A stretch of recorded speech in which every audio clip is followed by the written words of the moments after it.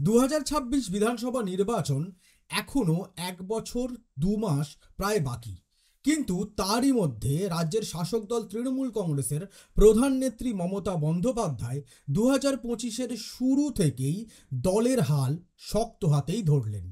তার অন্যতম কারণ হচ্ছে একাধিক দুর্নীতিকাণ্ডকে কেন্দ্র করে একদিকে যেমন রাজ্য জুড়ে তৃণমূল কংগ্রেসের বিরুদ্ধে ইন্টারকাম্বেন্সি ফ্যাক্টর তৈরি হয়েছে, তারই সঙ্গে আরজিকর কাণ্ড শহরের বেশ একটা বড় অংশের মধ্যে প্রভাব বিস্তারও করেছে। কিন্তু এই সকল পরিস্থিতির মধ্যে তৃণমূল কংগ্রেস যখন 6টি বিধানসভার উপনির্বাচনে রাজ্যের প্রধান বিরোধী দল বিজেপি এবং দ্বিতীয় স্থানে থাকা সিপিআইএম এবং কংগ্রেসকে একেবারে এক ঝাড়ুতে সাফাই করে দিল, ঠিক সেই পর্যায়ে দাঁড়িয়ে রাজ্যের শাসক দল তৃণমূল কংগ্রেস একটা বিষয় স্পষ্টই বুঝে গেছে যে আরজিকর কাণ্ডের প্রতিবাদের যে আঁচ অগাস্ট, সেপ্টেম্বর এবং অক্টোবরে রাজ্য জুড়ে শাসক দল প্রত্যক্ষ করেছে, সেই আঁচ রাজ্যের জেলায় জেলায় আপামর সাধারণ জনগণের মধ্যে পৌঁছালেও তৃণমূল কংগ্রেসের ভোট বাক্সে তার কোনো আঘাত আসেনি। আর সেই মাইলেজকে সামনে রেখেই এবার নতুন উদ্যমে 25-এর শুরু থেকেই ময়দানে নেমে পড়েছেন খোদ তৃণমূল নেত্রী মমতা বন্দ্যোপাধ্যায়। অর্থাৎ 2024-এর 26শে নভেম্বর কালীঘাটে তৃণমূল নেত্রীর বাসভবনে যে তৃণমূল কংগ্রেসের ওয়ার্কিং কমিটির বৈঠক হয়, সেখানেই আমরা দেখেছিলাম তৃণমূল নেত্রী স্পষ্ট করে দিয়েছিলেন যে 26-এর বিধানসভা নির্বাচন তৃণমূল কংগ্রেস তারই নেতৃত্বে লড়তে চলেছে। আবার উল্টো দিকে আমরা দেখতে পাই যে 24-এর একেবারে শেষে 30শে ডিসেম্বর তৃণমূল কংগ্রেসের রাজ্য সম্পাদক কুণাল ঘোষ বিতর্কিত একটি পোস্ট করলেন ফেসবুকে। তিনি বললেন, আরজিকর কাণ্ডের সময় যে সকল রাজ্যের শিল্পী, বিশেষ করে গায়ক, গায়িকা এবং নাট্য ব্যক্তিত্ব তৃণমূল নেত্রী মমতা বন্দ্যোপাধ্যায় এবং তৃণমূল কংগ্রেসকে কেন্দ্র করে কুরুচিকর অশ্লীল মন্তব্য করেছেন, তাদেরকে কোনো রকমেই জায়গা দেওয়া যাবে না তৃণমূল কংগ্রেস দ্বারা আয়োজিত বিভিন্ন শীতকালীন অনুষ্ঠানে। কিন্তু তার পাল্টা অন্য মতামত উঠে আসলো তৃণমূল কংগ্রেসের সেনাপতি তথা তৃণমূল কংগ্রেসের নাম্বার 2 ডায়মন্ড হারবারের সাংসদ অভিষেক বন্দ্যোপাধ্যায়ের কথায়। একদিকে অভিষেক বন্দ্যোপাধ্যায় তৃণমূল কংগ্রেসের সর্বভারতীয় সাধারণ সম্পাদক, আবার অন্যদিকে কুণাল ঘোষের কাছে অভিষেক বন্দ্যোপাধ্যায় মমতা বন্দ্যোপাধ্যায়ের পর দ্বিতীয় স্থানে আছেন। কিন্তু তারপরেও যখন কুণাল ঘোষের মন্তব্যের পাল্টা অভিষেক বন্দ্যোপাধ্যায় নিজের অন্য অবস্থান রাজ্যের জনগণের সামনে তুলে ধরেন, তখন স্বভাবতই নতুন বছরের শুরু থেকেই সামনে উঠে আসে তৃণমূল কংগ্রেসের অন্দরে চলা দীর্ঘদিনের দ্বন্দ্ব। আর এই সকল প্রেক্ষাপটের মধ্যেই আমরা দেখতে পেলাম বছরের একেবারে শুরুতে নবান্নে রাজ্যের মন্ত্রী, বিধায়ক এবং আমলা সচিবদের নিয়ে যে বিশেষ বৈঠক নবান্নে সারলেন মুখ্যমন্ত্রী মমতা বন্দ্যোপাধ্যায়, সেখানে আমরা দেখতে পেলাম তিনি একদিকে যেমন শিক্ষামন্ত্রী তো অন্যদিকে অর্থমন্ত্রী, আবার একদিকে যেমন পঞ্চায়েত মন্ত্রী তো আবার অন্যদিকে পরিবহন মন্ত্রীকে করলেন তুলোধনা। আর যাকে কেন্দ্র করেই মমতা বন্দ্যোপাধ্যায় স্পষ্ট করে দিলেন যে 26-এর বিধানসভা নির্বাচনের আগে গত 12 বছরের সকল ভুল ভ্রান্তি কাটিয়ে রাজ্যের শাসক দল তৃণমূল কংগ্রেসকে নতুন ইমেজ নিয়ে রাজ্যের মানুষের সামনে উপস্থিত হতে হবে। আর এই সকল বিষয়কে কেন্দ্র করেই গত 4 দিন ধরে রাজ্যে একাধিক তথ্য, একাধিক খবর উঠে এসছে রাজ্যের শাসক দলের মধ্য থেকে। আর সেই সকল খবর নিয়েই হবে আজ আশীর্বাদ দ্য ট্রুথের চুলচেরা বিশ্লেষণ। কিন্তু আলোচনায় যাওয়ার আগে আপনাদের ওই একটা কাজ করতেই হবে, 25-এর শুরু থেকেই বলে আসছি, তা হচ্ছে নিচে থাকা সাবস্ক্রাইব বাটনটা ক্লিক করতে হবে, পাশে থাকা বেল নোটিফিকেশনটা ক্লিক করতে ভুলবেন না। আর আজকের প্রতিবেদনটা শোনার পর নিজেদের মন্তব্য লিখে জানান কমেন্ট বক্সে। এর আগের দিনের প্রতিবেদনের একটিও মন্তব্য কিন্তু আপনারা কমেন্ট বক্সে লেখেননি, খুব কষ্ট পেয়েছি বিশ্বাস করুন বছরের শুরুতে কমেন্ট বক্সের এই খরা দেখে। তাই আবারও অনুরোধ, দয়া করে আপনাদের মতামত লিখে জানান কমেন্ট বক্সে, আর একটা লাইক করে আলোচনায় এগিয়ে চলুন। 2024-এর অগস্ট মাসে আরজিকরের ইমার্জেন্সি বিল্ডিংয়ের 4 তলায় যে নারকীয় ঘটনা ঘটে, যাকে কেন্দ্র করে প্রথমবার রাজ্যের শাসক দল তৃণমূল কংগ্রেস এত বড় গণবিক্ষোভের সম্মুখীন হলো এবং সেই গণবিক্ষোভের সম্মুখীন হওয়ার পরেও 6টি কেন্দ্রের বিধানসভা উপনির্বাচনে যেখানে রাজ্যের অন্যতম বিরোধী দল বিজেপিকে প্রায় দুর্মুষ করে দিয়ে 6টি আসনই নিজেদের দখলে নিল এবং যার মধ্যে অন্যতম বিজেপির হাতে থাকা মাদারিহাটের আসনটিও তৃণমূল নিজেদের দখলে নিল, তারপর একটা বিষয় আর বলতে বাকি থাকে না যে 26-এর বিধানসভা নির্বাচনের আগে এবার তৃণমূল কংগ্রেস দলনেত্রী মমতা বন্দ্যোপাধ্যায়কে সামনে রেখে নতুন উদ্যমে মাঠে নামবে। আর ঠিক সেই ঘটনাই ঘটল 25-এর শুরু থেকে। আমরা দেখতে পেয়েছিলাম 2024-এর 26শে নভেম্বর কালীঘাটে মমতা বন্দ্যোপাধ্যায়ের বাড়িতে হয়েছিল তৃণমূল কংগ্রেসের ওয়ার্কিং কমিটির বৈঠক এবং সেই বৈঠকে তৃণমূল নেত্রী স্পষ্ট জানিয়ে দিয়েছিলেন যে 26-এর বিধানসভা নির্বাচনে তৃণমূল কংগ্রেস তাঁর নেতৃত্বেই প্রতিদ্বন্দ্বিতার আসরে নামতে চলেছে। একই সঙ্গে আমরা দেখতে পেয়েছিলাম তৃণমূল কংগ্রেসের নাম্বার 2 তথা ডায়মন্ড হারবারের সাংসদ এবং একই সঙ্গে তৃণমূল কংগ্রেসের সর্বভারতীয় সাধারণ সম্পাদক অভিষেক বন্দ্যোপাধ্যায়কে রাজ্য থেকে সরাসরি কেন্দ্রে অর্থাৎ দিল্লির বিষয়ে কথাবার্তা বলার জন্য তাকে পাঠিয়ে দেওয়া হয়। আর যার পরেই মমতা বন্দ্যোপাধ্যায় এটা স্পষ্ট করে দেন যে রাজ্যের বিভিন্ন ইস্যুতে তার মতামত ব্যতি রেখে তার সঙ্গে আলাপ আলোচনা না করে রাজনৈতিকভাবে কোনো তৃণমূল কংগ্রেসের নেতানেত্রী কোনো রকম কোনো মন্তব্য করবেন না। আর সেই মতোই আমরা দেখতে পেলাম 25-এর শুরু থেকেই তৃণমূল নেত্রী মমতা বন্দ্যোপাধ্যায় নিতে শুরু করলেন একের পর এক পদক্ষেপ। কিন্তু এর মধ্যেও একটা সমস্যা ঘটল, তা হচ্ছে 2024-এর 30শে ডিসেম্বর কুণাল ঘোষ অর্থাৎ তৃণমূল কংগ্রেসের পশ্চিমবঙ্গের রাজ্য সম্পাদক কুণাল ঘোষ একটি বিতর্কিত পোস্ট করলেন। বিতর্কিত বলছি এই জন্যেই কারণ আমাদের রাজ্যের সংবাদ মাধ্যম অর্থাৎ রাজ্যে নতুন গড়ে ওঠা এই গদি মিডিয়ার তরফে তাকে বিতর্কিত হিসাবেই আখ্যায়িত করা হয় এবং অনেকটা বিতর্কিতও বটে। কারণ কুণাল ঘোষ তার ফেসবুক পোস্টে বললেন যে আর.জি. কর কাণ্ডের প্রতিবাদ আন্দোলনের সময় রাজ্যের যে সকল শিল্পী, নাট্যকার, গীতিকার এবং সঙ্গীত শিল্পীরা বিশেষ করে তৃণমূল নেত্রী মমতা বন্দ্যোপাধ্যায় এবং তৃণমূল কংগ্রেসকে কেন্দ্র করে কুরুচিকর অশ্লীল মন্তব্য করেছেন তাদেরকে কোনো রকমই তৃণমূল কংগ্রেসের আয়োজিত কোনো রকম শীতকালীন অনুষ্ঠানে জায়গা দেওয়া অর্থাৎ মঞ্চ দেওয়া যাবে না। আর তার সেই পোস্টকে কেন্দ্র করেই শুরু হয় নতুন করে একটি বিতর্ক। দেখা যায় কলকাতায় এই গোটা আর.জি. কর কাণ্ডকে কেন্দ্র করে যে গায়িকা অত্যন্ত ভোকাল হয়ে উঠেছিলেন লগ্নজিতার একটি অনুষ্ঠান বাতিল হয়ে যায়, তার জায়গায় মঞ্চে আসেন নচিকেতা। আর তাকে কেন্দ্র করেই 24-এর একেবারে শেষ দিন থেকে শুরু হয় রাজ্য জুড়ে তুমুল বিতর্ক। শুরু হয় যে তৃণমূল কংগ্রেসের তরফে এবার রাজ্য জুড়ে আর.জি. কর কাণ্ডের প্রতিবাদে যে সকল সাধারণ মানুষ এবং বিশেষ করে নাগরিক সমাজের তরফে যে সকল শিল্পী, গায়ক, গায়িকা, নাট্যকার, অভিনেতা, অভিনেত্রী, বুদ্ধিজীবীরা রাস্তায় নেমেছিলেন, এবার হয়তো শাসক দল তৃণমূল কংগ্রেস তাদের বিরুদ্ধে সরব হতে চলেছে, বলা যায় তাদের বিরুদ্ধে ব্যবস্থা নিতে চলেছে। কিন্তু দেখা যায় 2রা জানুয়ারি ডায়মন্ড হারবারের সাংসদ অভিষেক বন্দ্যোপাধ্যায় নিজের সেবাশ্রেয় ক্যাম্পের সূচনার দিন এই কুণাল ঘোষের বিতর্কিত মন্তব্যের বিরুদ্ধে শুধু দাঁড়ালেনই না, তার থেকে 180 ডিগ্রি ঘুরে তিনি মন্তব্য করলেন। কে কোথায় রাস্তায় নেমে কিভাবে প্রতিবাদ করবে সেটা যেমন তার এখতিয়ার, তার স্বাধীনতা, কে কার সাথে কথা বলবে, কোথায় কাকে দিয়ে গান গাওয়াবে, কোন প্রোগ্রামে কে যাবে, সেটা সেই কমিটির এখতিয়ার। আমি জোর জবরদস্তি কারোর মাথায় কিছু চাপিয়ে দিতে চাই না। আমি কোথা দিয়ে হাঁটবো, কোথায় চলবো, কার সাথে কথা বলবো, কী রঙের জামা পরবো, এ সিদ্ধান্ত আমার। তো স্বাধীনতা সবার আছে।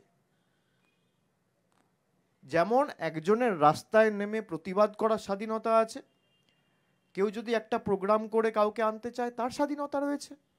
এটাকে সেভাবে দেখা, সেই দৃষ্টিভঙ্গি থেকে দেখা একদমই ঠিক নয়। পার্টির তরফ থেকে তো কেউ নির্দেশ দেয়নি। না না, কে বলেছে? না, সে টুইটে ব্যক্তিগতভাবে তিনি বলতে পারেন। পার্টির তরফ থেকে কেউ নির্দেশ দিয়েছে? আপনি কোথাও কোনো বিজ্ঞপ্তি দেখেছেন, কোনো নোটিফিকেশন দেখেছেন যখন ওয়ার্কিং কমিটির মিটিং মমতা বন্দ্যোপাধ্যায় ডেকেছিল তখন এ বিষয় নিয়ে কোনো আলোচনা হয়েছিল বলে আপনারা শুনেছেন? মমতা বন্দ্যোপাধ্যায় কিছু বলেছে? দলের তরফ থেকে আমি পার্টির জেনারেল সেক্রেটারি কিছু বলেছি? প্রদেশের রাজ্যের সভাপতি কিছু বলেছে? না। আমরা সবার স্বাধীনতায় বিশ্বাস করি। অর্থাৎ এরপরেই রাজ্য জুড়ে সংবাদ শিরোনামে উঠে আসলো কুণাল বনাম অভিষেক বন্দ্যোপাধ্যায়ের দ্বন্দ্ব। কিন্তু এই দ্বন্দ্ব অনেকটা ওই হিন্দিতে একটা কথা আছে না, 4 দিনের চাঁদনি, ঠিক সেরকমই অবস্থায় দাঁড়ায় আমাদের রাজ্যের সংবাদ মাধ্যমে। অর্থাৎ 4 তারিখের পর থেকেই দেখা যায় এই যে দ্বন্দ্ব, এই যে বিতর্কিত মন্তব্যকে কেন্দ্র করে তৃণমূল কংগ্রেসের অন্দরে নতুন দ্বন্দ্ব, সেই খবর ধীরে ধীরে মুছতে শুরু করে। এবং এই এপিসোডটি যখন শ্যুট করছি 6 তারিখ, আমাদের রাজ্যের কোনো সংবাদ মাধ্যমের কোনো ওয়েব পোর্টালে এই বিষয়ে একটি প্রতিবেদনও লেখা হলো না। কিন্তু বিষয়টা হচ্ছে যে এক সময় তৃণমূল কংগ্রেসের যে নেতা নেত্রীরা, অর্থাৎ 2021-এর পর থেকে তৃণমূল কংগ্রেসের একটা বড় অংশের যে নেতা নেত্রীরা দিনরাত ক্যামাক স্ট্রিটে গিয়ে পড়ে থাকতেন, তারাই 2024 লোকসভা নির্বাচনের পর ধীরে ধীরে ফের একবার কালীঘাটমুখী হতে শুরু করলেন। এমনকি আমরা দেখেছিলাম যে পার্থ চট্টোপাধ্যায়ের গ্রেফতারির পর তৃণমূল কংগ্রেসের যে নেতা নেত্রীরা সরাসরি ক্যামাক স্ট্রিটে গিয়ে অভিষেক বন্দ্যোপাধ্যায়ের সঙ্গে বৈঠক করেছিলেন, মমতা বন্দ্যোপাধ্যায়ের প্রতি নিজেদের আস্থাশীল করে তুলতে উদ্যোগী ভূমিকা নিয়েছেন। আর একে কেন্দ্র করে যখন কুণাল ঘোষ আর.জি. কর কাণ্ডকে কেন্দ্র করে এই বিতর্কিত মন্তব্য করেন, এবং তারপর যখন অভিষেক বন্দ্যোপাধ্যায় তার থেকে 180 ডিগ্রি ঘুরে গিয়ে তার মতামত জানান, তাকে কেন্দ্র করেই বিতর্ক যে গড়ে উঠত তার বলতে অপেক্ষা রাখে না। আর সেই মতোই বিতর্কও গড়ে উঠল। কিন্তু এই বিতর্কের মধ্যে অতিরিক্ত মাত্রা সেই সময় সংযোজিত হলো যখন আমরা দেখলাম যে শিক্ষামন্ত্রী ব্রাত্য বসু কুণাল ঘোষের পাশে দাঁড়ালেন। আবার অন্যদিকে তৃণমূল কংগ্রেসের শ্রীরামপুরের সাংসদ কল্যাণ বন্দ্যোপাধ্যায়ও সেই কুণাল ঘোষেরই পক্ষ নিলেন। অর্থাৎ 2021 সালে যখন মমতা বন্দ্যোপাধ্যায় অভিষেক বন্দ্যোপাধ্যায়কে তৃণমূল কংগ্রেসের সর্বভারতীয় সাধারণ সম্পাদকের চেয়ারে বসান, তারপরেই দেখেছি একের পর এক পদক্ষেপের কথা জানিয়েছেন অভিষেক বন্দ্যোপাধ্যায়। কিন্তু বিশ্বাস করুন, গত 4 বছরে তার একটিও তিনি করে উঠতে পারেননি। অর্থাৎ 21-এ তৃণমূল কংগ্রেসের সর্বভারতীয় সাধারণ সম্পাদক হবার পরই অভিষেক বন্দ্যোপাধ্যায় বলেছিলেন এক ব্যক্তি এক পদ, যাকে কেন্দ্র করে সরাসরি অভিষেক বন্দ্যোপাধ্যায়ের সঙ্গে ববি হাকিমের দ্বন্দ্ব আমাদের সামনে উঠে আসে। এবং সেই দ্বন্দ্ব এত চরম আকারে গেছিল যে 2022 সালে এমনও প্রতিবেদন উঠে এসেছিল হয়তো তৃণমূল কংগ্রেসের সর্বভারতীয় সাধারণ সম্পাদকের পদ থেকে সরে দাঁড়াতে পারেন অভিষেক বন্দ্যোপাধ্যায়। কিন্তু শেষ পর্যন্ত তৃণমূল নেত্রী তথা অভিষেক বন্দ্যোপাধ্যায়ের পিসি মমতা বন্দ্যোপাধ্যায়ের হস্তক্ষেপে তেমনটা ঘটে না। কিন্তু তারপর আবারও 2023 সালের মাঝামাঝি সময় থেকে আমরা দেখতে পেলাম তৃণমূল কংগ্রেসের অন্দরে নবীন প্রবীণ দ্বন্দ্ব উঠে আসতে। তারও সেই সূচনা করেছিলেন অভিষেক বন্দ্যোপাধ্যায়, যার জেরে আমরা দেখতে পেয়েছিলাম 1 জানুয়ারি কলকাতাতেই তৃণমূল কংগ্রেসের নবীন প্রবীণ দ্বন্দ্বকে কেন্দ্র করে রাস্তার মধ্যে দাঁড়িয়ে সুদীপ বন্দ্যোপাধ্যায়ের সঙ্গে প্রবীণ নেতাদের বচসা। অর্থাৎ একদিকে যেমন প্রথম দফায় অভিষেক বন্দ্যোপাধ্যায় এক ব্যক্তি এক পদ এই যুক্তিকে সামনে রেখে ববি হাকিমকে তার উল্টো দিকে দাঁড় করিয়েছিলেন, তারপরেই আবার 24-এর লোকসভা নির্বাচনের আগে নবীন প্রবীণ দ্বন্দ্বকে সামনে রেখে সুদীপ বন্দ্যোপাধ্যায়, সৌগত রায়, কল্যাণ বন্দ্যোপাধ্যায়ের মতন তৃণমূল কংগ্রেসের বর্ষিয়ান এবং বলা যায় প্রবীণ প্রথম দিন থেকে যারা মমতা বন্দ্যোপাধ্যায়ের সঙ্গে আছেন সেই নেতাদেরও অভিষেক বন্দ্যোপাধ্যায় নিজের উল্টো দিকে নিয়ে গিয়ে দাঁড় করেন। কিন্তু শেষ পর্যন্ত দেখা যায় দলনেত্রী মমতা বন্দ্যোপাধ্যায়ের কথা মতো সুদীপ বন্দ্যোপাধ্যায়, সৌগত রায় এবং কল্যাণ বন্দ্যোপাধ্যায় লোকসভার টিকিট পান এবং তারা জয়যুক্ত হন। কিন্তু এই প্রেক্ষাপটের মধ্যে অভিষেক বন্দ্যোপাধ্যায় যখন আর.জি. কর কাণ্ডকে কেন্দ্র করে কুণাল ঘোষের করা বিতর্কিত মন্তব্যের 180 ডিগ্রি ঘুরে গিয়ে উল্টো দিকে অবস্থান করলেন, তাকে নিয়ে তো বিতর্ক হতোই এবং সেই বিতর্ক স্বভাবসুলভভাবে শুরুও হয়। কিন্তু দেখা যায়, শুরুতেই বললাম ওই হিন্দিতে কথাই আছে 4 দিনের চাঁদনি, অর্থাৎ ধূমকেতুর গতিতে যে বিতর্ক 2024-এর 30শে ডিসেম্বর কুণাল ঘোষ শুরু করলেন, সেই বিতর্ক 2025-এর 4 জানুয়ারির মধ্যে ধূমকেতুর মতনই হাওয়া হয়ে গেল সংবাদের বাজার থেকে। অর্থাৎ যাকে কেন্দ্র করে এই মুহূর্তে এই বিতর্ক নিয়ে আপনারা আর কোথাও কোনো রকম আলোচনা শুনতে পাচ্ছেন না। কিন্তু এরই মধ্যে অত্যন্ত গুরুত্বপূর্ণ পদক্ষেপ নিলেন তৃণমূল নেত্রী মমতা বন্দ্যোপাধ্যায়। অর্থাৎ 2রা জানুয়ারি নবান্নে তিনি রাজ্যের মন্ত্রী, আমলা, সচিব এবং অন্যান্য আধিকারিকদের নিয়ে একটি বিশেষ বৈঠক করলেন, যেখানে আমরা দেখতে পেলাম একেবারে অন ক্যামেরা অর্থাৎ ফেসবুকের লাইভে আমরা রাজ্যের সকল মানুষ দেখতে পেলাম সরাসরি রাজ্যের শিক্ষামন্ত্রী, পরিবহন মন্ত্রী, অর্থ দফতরের প্রতিমন্ত্রীকে এক হাত নিলেন মমতা বন্দ্যোপাধ্যায়। শুরুটা করলেন শিক্ষা দপ্তর দিয়ে, অর্থাৎ শিক্ষামন্ত্রীকে সরাসরি মমতা বন্দ্যোপাধ্যায় প্রশ্ন করলেন যে প্রাথমিকে সেমিস্টারের কথা কে ঘোষণা করলো, কার নির্দেশে শিক্ষা দফতর বা শিক্ষামন্ত্রী এই পদক্ষেপ নিয়েছেন। যার পরেই শিক্ষামন্ত্রী ব্রাত্য বসু কোনো রকমে সেই বল ট্যাকেল করার চেষ্টা করলেও তিনি তা করতে পারেন না। মমতা বন্দ্যোপাধ্যায় বলেন, যদি শিক্ষা দপ্তর থেকে এমন কিছু সাংবাদিকদের সামনে না জানানোই হয়, যদি কোনো নোটিফিকেশন জারি না করা হয়, তাহলে তা কি করে সংবাদ মাধ্যমের সামনে উঠে এলো। আর যার পরেই আমরা দেখতে পেলাম যে প্রাথমিকে সেমিস্টার উইথড্র করতে বাধ্য হলো শিক্ষা দপ্তর এবং শিক্ষামন্ত্রী ব্রাত্য বসু।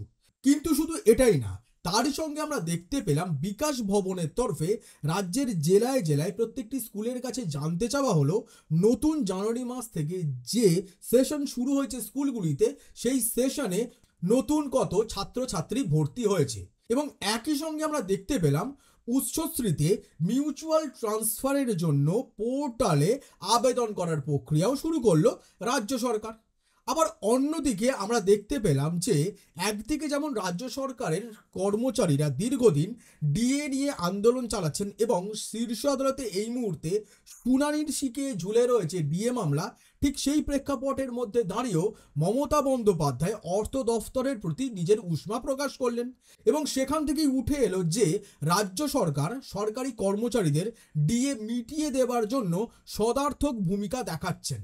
অন্তত মমতা বন্দ্যোপাধ্যায় সেটাই চাইছেন 26-এর বিধানসভা নির্বাচনের আগে।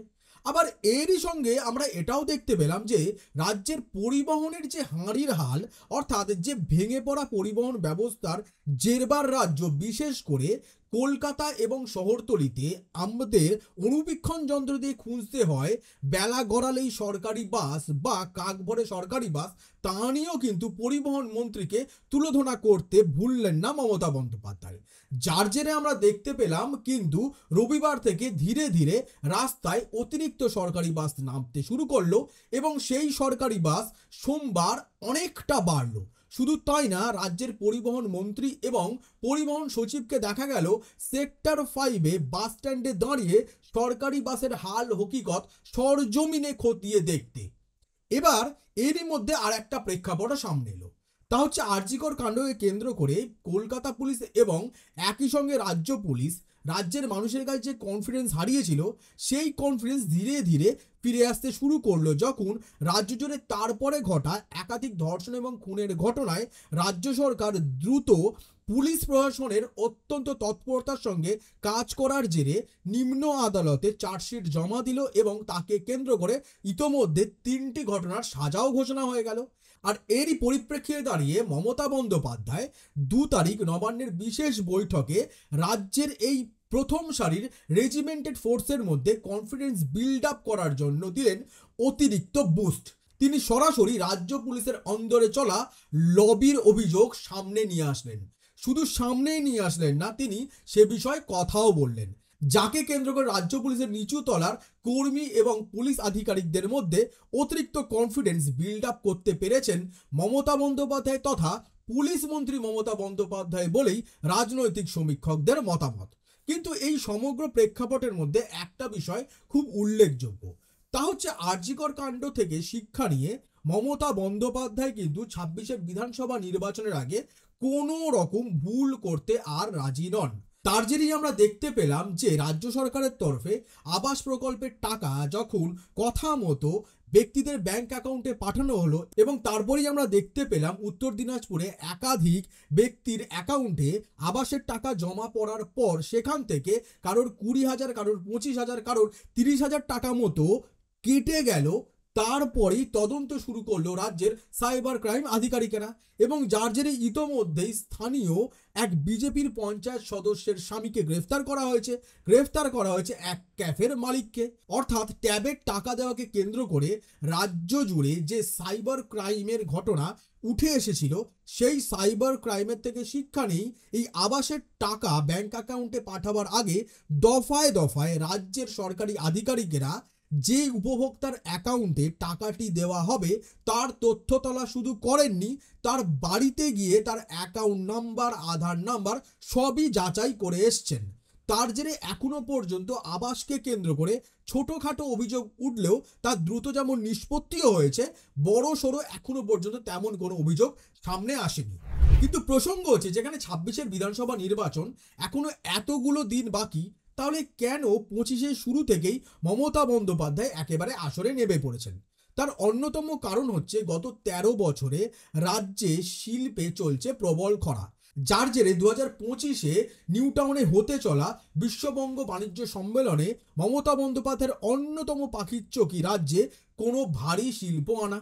একদিকে সৌরভ গঙ্গোপাধ্যায় যেখানে রাজ্যে ভারী শিল্পের কারখানা গড়ে তোলার জন্য সচেষ্ট হয়েছেন, একই সঙ্গে অন্যান্য শিল্পপতিরাও একই সদার্থক ভূমিকা দেখাচ্ছেন। কিন্তু সেদিক থেকে দাঁড়িয়েও তেমন বড় শিল্প কিন্তু সত্যি বলতে রাজ্যে 14 বছরে আসেনি। এবার সেই খরা কাটাতেই এবারের বিজনেস সামিটে অতিরিক্ত উদ্যোগী হয়েছেন খোদ তৃণমূল নেত্রী তথা রাজ্যের মুখ্যমন্ত্রী মমতা বন্দ্যোপাধ্যায়। একদিকে আমেরিকান সংস্থার তরফে যেখানে নিউ টাউনেই সেমিকন্ডাক্টর চিপের সংস্থা এবং ফ্যাক্টরি গড়ে তোলার জন্য উদ্যোগী ভূমিকা শুরু হয়েছে, ঠিক সেখান থেকে দাঁড়িয়ে এবারের বিশ্ববঙ্গ বাণিজ্য সম্মেলনে মমতা বন্দ্যোপাধ্যায়ের অন্যতম পাখির চোখই এই সেমিকন্ডাক্টর ইন্ডাস্ট্রি। একই সঙ্গে কিন্তু ভারী শিল্প আনাও রাজ্যের মুখ্যমন্ত্রীর কাছে অন্যতম ক্রাইটেরিয়া। কিন্তু সেই সকল ক্রাইটেরিয়ার মধ্যে 26-এর বিধানসভা নির্বাচনের আগে কিন্তু রাজ্য সরকারকে যদি মানুষের কাছে তাদের পরিষেবা পৌঁছে দিতে হয়, তাহলে আমলাতন্ত্রের পাশাপাশি মন্ত্রীদেরও সঠিক দাওয়াই দেওয়া দরকার। আর সেই পথেই শুরু থেকেই হাঁটা কিন্তু শুরু করেছেন মমতা বন্দ্যোপাধ্যায়, যাকে কেন্দ্র করে তৃণমূল কংগ্রেসের অন্দরে যে একাধিক দ্বন্দ্ব দফায় দফায় উঠে এসছে, তা কখনো এক ব্যক্তি এক পদ, আবার কখনো নবীন প্রবীণ, আবার কখনোই আর্যিকর বিতর্ক কেন্দ্র করে বিভিন্ন নেতানেত্রীর বিভিন্ন মতামত, সেই সকলকেই বর্তমানে শক্ত হাতে ডিল করতে আসরে নেমেছেন খোদ তৃণমূল নেত্রী মমতা বন্দ্যোপাধ্যায়। আবার এরই মধ্যে 26-এর বিধানসভা নির্বাচনের আগে, যেমনটা আগে বললাম, রাজ্যের সরকারি কর্মচারীদের কনফিডেন্স ফিরে পেতে সদর্থক ভূমিকা ডিএ বিষয় দেখানো শুরু করেছেন মমতা বন্দ্যোপাধ্যায়। এবং অন্যদিকে রাজ্যের অন্যতম গুরুত্বপূর্ণ প্রশাসনিক এবং সবচেয়ে বড় রেজিমেন্টেড ফোর্স পুলিশ বাহিনীর অন্দরেও কনফিডেন্স বিল্ড আপের জন্য রাজ্যের মুখ্যমন্ত্রী তথা পুলিশ মন্ত্রী মমতা বন্দ্যোপাধ্যায়ও তাদের দিকেও বিশেষ নজর দিয়েছে।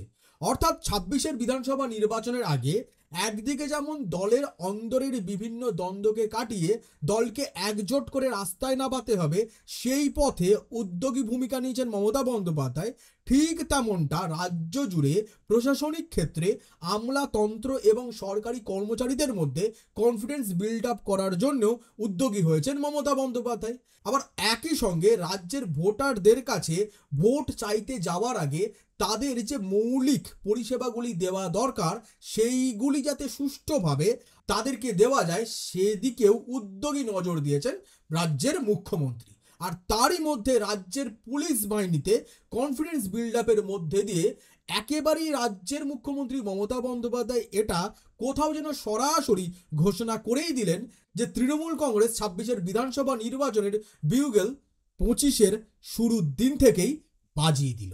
আর সেই সব দিকেই নজর থাকবে আশীর্বাদ দ্য ট্রুথের, নজর থাকবে আপনাদের। আর আজকের এপিসোডটা আবারও বলবো, ভালো লেগেছে ধরে নিয়েই আপনার মতামতের আমি অপেক্ষায় থাকলাম।